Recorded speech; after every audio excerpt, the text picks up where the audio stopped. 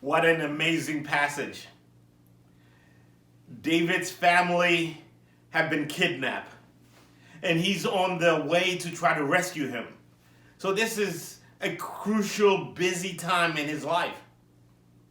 But on the side of the road is this Egyptian.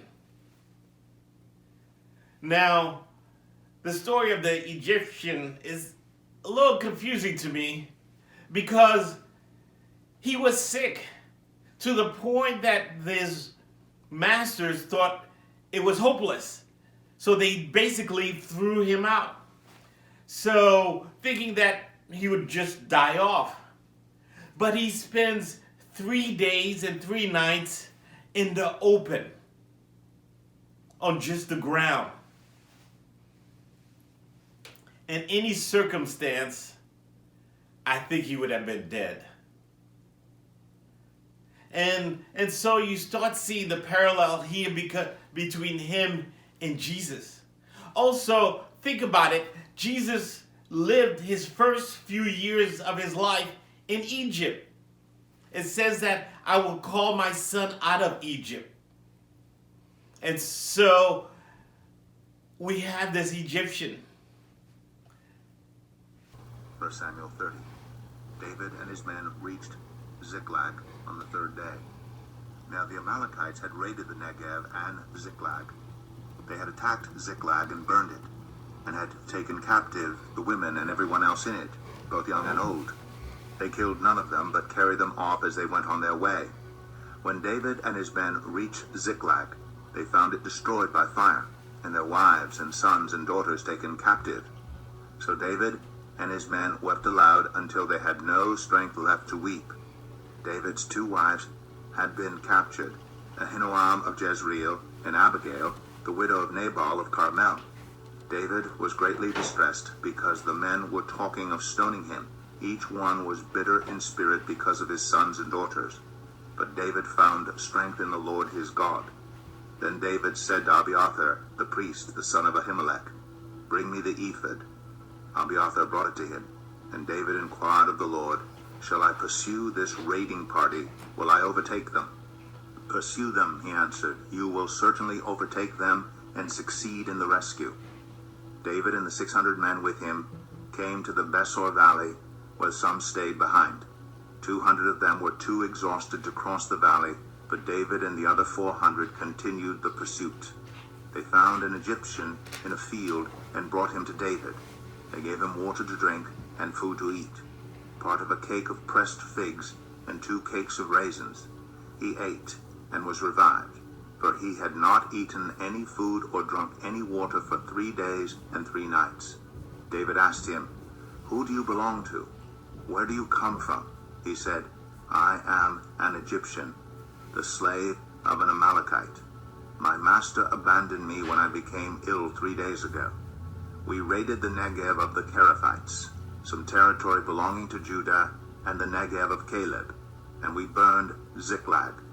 David asked him, "Can you lead me down to this raiding party?" He answered, "Swear to me before God that you will not kill me or hand me over to my master, and I will take you down to them." He led David down, and there they were, scattered over the countryside, eating, drinking, and reveling because of the great amount of plunder they had taken from the land of the Philistines and from Judah. David fought them from dusk until the evening of the next day, and none of them got away, except 400 young men who rode off on camels and fled. David recovered everything the Amalekites had taken, including his 2 wives. Nothing was missing, young or old, boy or girl, plunder or anything else they had taken. David brought everything back. He took all the flocks and herds, and his men drove them ahead of the other livestock, saying, "This is David's plunder." What an intense passage. David's family had been kidnapped. And people are thinking of killing him, and because they are blaming him for their troubles. But David found strength in God. The Amalekites have been up to their old tricks. If you remember in Deuteronomy, it says when the Israelites came out of Egypt, the Amalekites came behind them and started killing off the weak, the feeble, those who couldn't keep up. And now they've done something very similar. The Israelites and the Philistines are fighting, and they don't really take sides. They go and plunder both camps. They plundered the Philistines and they plundered David's camp. So we have this character that God has said that I am going to be at war with them from generation to generation. So you have the Amalekites, the Satan type character again. And David is going to be trying to fight against that Satan type character. They had a slave. The slave got sick, and they thought there was no hope for this slave. He was so sick, so they just threw him out. And the slave spends 3 days and 3 nights in the open field. I think in most normal situation, that slave would have been dead. But it's miraculous for him to be still alive. But Jesus was also brutally treated, and he was laid on the ground for 3 days and 3 nights. He was also from Egypt, because after his birth, he and his family went to Egypt and probably was there for many years before they came back to Israel. And God prophesied that I will call my son out of Egypt. So David helps this Egyptian and helps him to come back to life. Basically feeds him and nurtures him and brings him back to health. Jesus rose from the dead. And in turn, this Egyptian helps him to gain the victory over the Amalekites, the Satan type character. So we see this transaction happening of the Good Samaritan. David could have just gone on by, but he didn't. On his busy schedule, busy, important mission, he goes and stops and helps.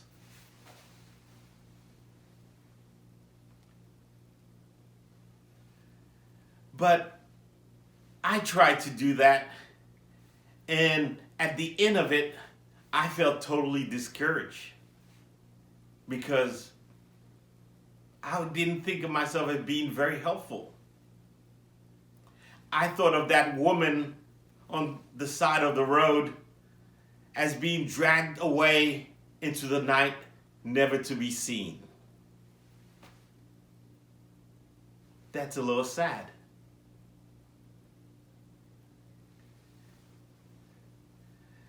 But there's another character that also is like a Good Samaritan. In Ezekiel 16:6, it says God was walking by and he saw Israel, a baby Israel, kicking in her blood. And he stops and he says, "Live," and Israel lives.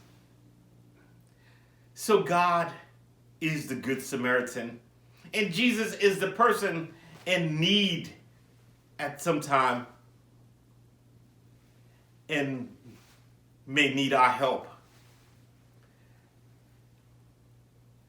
Now, I want to do the big acts,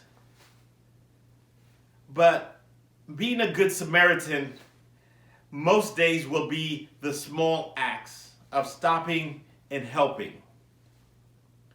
Now, it could be something physical, and David helped the Egyptian by feeding him. But the Egyptian had been under the control of Satan. So he helped him spiritually. So let us not underestimate the idea of inviting somebody to church, sharing a scripture, sharing a victory, so that spiritually we're helping people get from under the control of Satan. That is truly the Good Samaritan.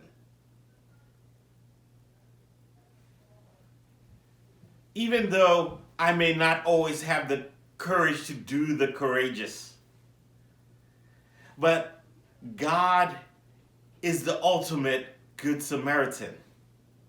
All I need to do is walk with him and follow his lead, and he will rescue those he has destined to rescue.